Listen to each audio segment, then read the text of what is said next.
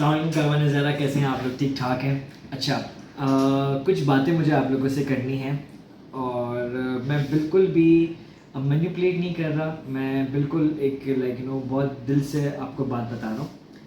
पहली चीज़ ये कि कभी कभार कोई चीज़ आसान होती है लेकिन वो मुश्किल इम्पैक्ट होता है, और कुछ कुछ चीज़ें मुश्किलात होती है लेकिन उसका इम्पैक्ट आसान लग रहा होता है। मैं लफ्ज़ों में गीच पीच नहीं करता, मैं आपके पास बिल्कुल सामने आकर नॉर्मल बात करता हूँ। बिस्मिल्लाहिर्रहमानिर्रहीम। देखिए, एक ज़माना था, मैं बहुत नया हूँ। मैं कोविड के बाद से ग्रुप का सिलसिला स्टार्ट हुआ है। अल्हम्दुलिल्लाह, शुक्र मालिक का, मेरा अभी अरफ़ा ईद गदीर में 50 ग्रुप मुकम्मल हो जाएंगे, शुक्र मालिक का, अल्हम्दुलिल्लाह। तो इन जो 50 साल में देखा, मैं आपको सिर्फ वो बयान कर रहा हूँ। मैं जब इस काम में आया तो मैंने देखा वीज़ा का था सिस्टम मैनिफेस्ट वाला। उसमें क्या था कि हमें पूरी पासपोर्ट की स्कैन कॉपी मोबाइल से तस्वीरें खींच के देते थे, हम अप्लाई करते थे बगदाद में। 20 दिन 21 दिन के बाद वो अप्रूवल आता था, फिर अप्रूवल के एक दिन के बाद इस्लामाबाद में अपडेट होता था। फिर हम फिज़िकल तस्वीर को काट के मैनिफेस्ट बना के इस्लामाबाद टीसीएस करते थे, इस्लामाबाद में डॉलर्स देते थे, और वो वहाँ से स्टैम्प लग के इस्लामाबाद से प्लेन से उड़ के कराची आता था और फिर हम लोग उड़ते थे। तो बेसिकली ये पूरा जो टर्न आउट साइकिल था ना, ये 25 to 30 डेज़ का था। और उसके बाद क्या, वीज़ा नहीं आ रहा, नुकसान हो रहा है, लोगों की फ़्लाइट उड़ रही है, होटल बुकिंग का ज़ाया हो रहा है, ये सब चीज़ें थी। फिर क्या हुआ, बीच में एक दौर आया जो मखसूसी में इसको कहा जाता है, वो था किफ़ालत का वीज़ा। उसमें क्या था, उसमें था कि वीज़ा अप्लाई करो, 2 से 3 दिन में अप्रूवल आएगा, अप्रूवल पे आप उड़ के आ जाओ और फिर एयरपोर्ट पे बैठे रहो, और एयरपोर्ट पे वो स्टैंप होता था और एज अ मैनिफेस्ट वहाँ पे स्टैंप होके हम लोग जाते थे और ज़रत करके आते थे। फिर स्टार्ट हुआ है ई वीज़ा। ई वीज़ा कौन सा, जो आजकल अभी कॉमन चल रहा है। ये यकीन माने सबसे आसान है और सबसे मुश्किल है। आसान इसलिए है कि ये बहुत जल्दी आ जाता है, 10 से 15 दिन में वीज़ा आ जाता है। You are ready to fly, you don't need to wait for Islamabad कि अगर फ्राइडे को आएगा तो सैटरडे संडे बंद रहेगा इस्लामाबाद, तो मंडे को स्टैंप होगा तो ट्यूसडे को अर्लीस्ट फ़्लाइट आप ले सकते हो कि मंडे की रात को आप अर्जेंट में फ़्लाइट से सामान डॉक्यूमेंट्स मंगाओ और ट्यूसडे की सुबह उड़ो, जो फ़्लाइट बगदाद की हुआ करती थी, अगर आपको याद हो तो ये सेटिंग बनती थी। और लास्ट कौन सा वाला, कि अगर वेडनेसडे को वीज़ा आ जाएगा तो थर्सडे को स्टैंप होगा और हम फ्राइडे को उड़ सकते हैं। अगर थर्सडे को आएगा, you are done with it, तो ना फ्राइडे को स्टैंप होगा, ना सैटरडे संडे मंडे, तो हफ्ते में से 2 से 3 दिन इराक के काम होते थे, तो उसमें भी बहुत ज़्यादा ज़ाया हमारा हुआ करता था। अब ई वीज़ा आ गया है। अब ई वीज़ा में मेरे प्लीज़ प्लीज़ प्लीज़ जो मेरे साथ लोग जा रहे हैं या जो किसी के साथ भी जा रहे हैं, इसके अंदर आपको पेशेंस दिखाना है। वीज़ा ये बहुत अच्छा है, यानी बिल्कुल एक फ़िज़िकल पेपर की सूरत में ये होगा ई वीज़ा, आप अपने साथ ले जाएंगे। और नजफ़ एयरपोर्ट पे पहुंच के आपको पैनिक नहीं होना, क्योंकि हम शुक्र मालिक का सरजमीन पे पहुंच चुके हैं। ठीक है, पुराने वीज़ा के हिसाब से बहुत मुश्किल होता था, अब हम लोग पहुंच चुके हैं। इसमें इराकी सिस्टम पे बैठा हुआ होगा, बिल्कुल जिस तरीके से मैं बैठा हुआ हूँ, सुकून से बैठ के बातें कर रहा होगा, और हम लोग सब लाइन बना के खड़े हुए होंगे। ठीक है, वो एक एक बंदे को बुलाएगा, उसकी तस्वीर आईफोन स्कैन करेगा, फिर बैठेगा, फिर बातें करेगा, फिर दूसरा प्रोसेस करेगा। कहने का मकसद कि एक फ़्लाइट में अगर 170 बंदा उतर रहा है तो वो एक फ़्लाइट को निपटाने में कम से कम 3 घंटा लगाएगा। ये वीडियो मैं बना रहा हूँ कि जो जो इराक जा रहे हैं और जब जब इराक जा रहे हैं, ये चीज़ आप लोग जहन में रखें, मेंटली प्रिपेयर्ड होके जाएं कि एयरपोर्ट पे 3 से 3.5-4 घंटा आपको बैठना ही बैठना है।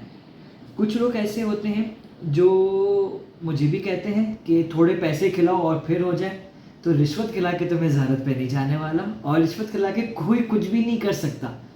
ये फजूल बात है, रिश्वत देने वाला लेने वाला दोनों जहन्नुम में, सो फॉरगेट दैट थिंग। ठीक है, जब मैनिफेस्ट वीज़ा था तो बड़े बड़े ग्रुप होते थे, बड़े बड़े ग्रुप लोगों के लिए, मेरे लिए नॉर्मल ग्रुप, और हम उनसे पहले निकला करते थे। तो सेटिंग अच्छी है, मैं कभी भी पैसे नहीं देता, लेकिन फिर भी हम लोग इज्जत से निकल के आ जाते हैं। लेकिन बात समझ में आनी चाहिए ना, अभी फ़िलहाल जो सिचुएशन है वो ऐसी नहीं है। नंबर 1, अपने सफ़र को मत छोड़ना, क्योंकि लोग जब सफ़र पे जाते हैं ना तो बहुत ज़्यादा शैतान तंग करता है, तो वो बस नजफ़ पहुंचता है नहीं, वहाँ पे शैतान तंग करने स्टार्ट हो जाता है और बहुत ज़्यादा लड़ाइयाँ स्टार्ट हो जाती है। देखिए, हम सफ़र करने वालों में से पहले के ज़माने के लोग तो हाथ पैर कटवा के भी जाते थे। अगर हमें 2-3 घंटा बैठना पड़ गया एसी के अंदर वाईफाई के साथ, बाथरूम साफ़ सुथरा, नमाज की जगह, तो क्या खराबी इसके अंदर। मैं इस सिस्टम को प्रमोट इसलिए कर रहा हूँ कि ये बहुत आसान है। हम लोग देखें इंडिविजुअल वीज़ा लेके आ जाते हैं, चले जाते हैं, ये बहुत आसान है। एयरपोर्ट पे बहुत ख्वारी है, लेकिन शुक्र मालिक का अल्हम्दुलिल्लाह हम लोग सब जा रहे हैं। मैनिफेस्ट के अंदर लोग एयरपोर्ट से डिपोर्ट हुआ करते थे, अब माशाल्लाह वीज़ा में डिपोर्ट नहीं होते। तो शुक्र मालिक का चीज़ें बहुत एडवांस हो गई है, इनको बहुत एडवांस होने की ज़रूरत है। लेकिन येट आप लोग प्लीज़ प्लीज़ प्लीज़ जब भी ट्रैवल करें, कोई भी ट्रैवल करें, इनको बताएं।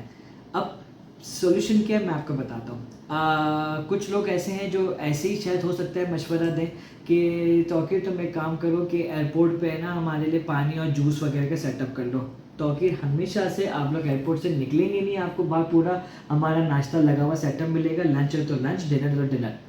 लेकिन एयरपोर्ट के उस इमिग्रेशन के अंदर चीज़ें बेचना इज़ नॉट दैट ईजी।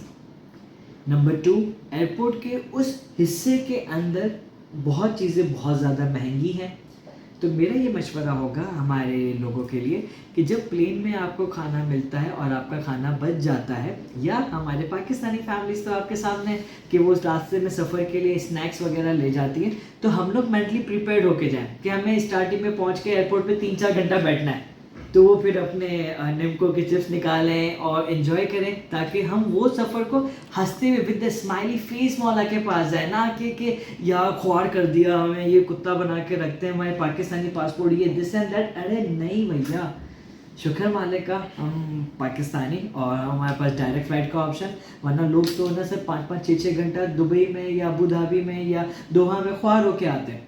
हम डायरेक्ट फ़्लाइट से पहुँच रहे हैं तो वो कुछ घंटे हैं, मैं माना, लेकिन इराक का सिस्टम है, अल्लाह का एहसान है कि हम डायरेक्ट फ़्लाइट की वजह से, वरना अगर हम ट्रांजिट में होते हैं 4-5 घंटा ख्वार होते हैं, फिर 3-4 घंटा एयरपोर्ट पे ख्वार होते हैं, तो बहुत थकावट थी। तो हर चीज़ अच्छी होती है। तो ये वीडियो मेरा सिर्फ इसीलिए था कि जो ट्रैवलिंग पे जा रहा है, प्लीज़ मेक श्योर कि वो डॉक्यूमेंट्स को अपने साथ रखें। सेकेंडली, मेंटली तौर पे प्रिपेयर्ड रहे कि हाँ भाई टाइम लगने वाला है, हम 3-4 घंटे का माइंड फ्रेम बना के चलेंगे, जल्दी हो गया तो ज़बरदस्त, नहीं हुआ तो कोई बात नहीं, कोई बात नहीं, हमें बुला लिया मौला ने, बहुत शुक्र है। और एक आखिरी में एक छोटी सी चीज़, मैंने वीडियो से पहले सोचा था मैं नहीं बोलूँगा, लेकिन बस आपको पता है जो आती है वो मैं बोल देता हूँ। एक चीज़ मुझे बुरी लगती है काफ़ी लोगों की, और वो ये लगती है कि वो कहते हैं कि मौला का बुलावा नहीं था, या वो कहते हैं कि मौला बुलाएंगे तो ये हो जाएगा, या दिस एंड दैट। मैं सिर्फ एक बात कहूँगा कि रोज़े आशूर से मौला हुसैन सबको आवाज़ दे रहे हैं। हल मिन नास था, वो था कि कोई है जो आए।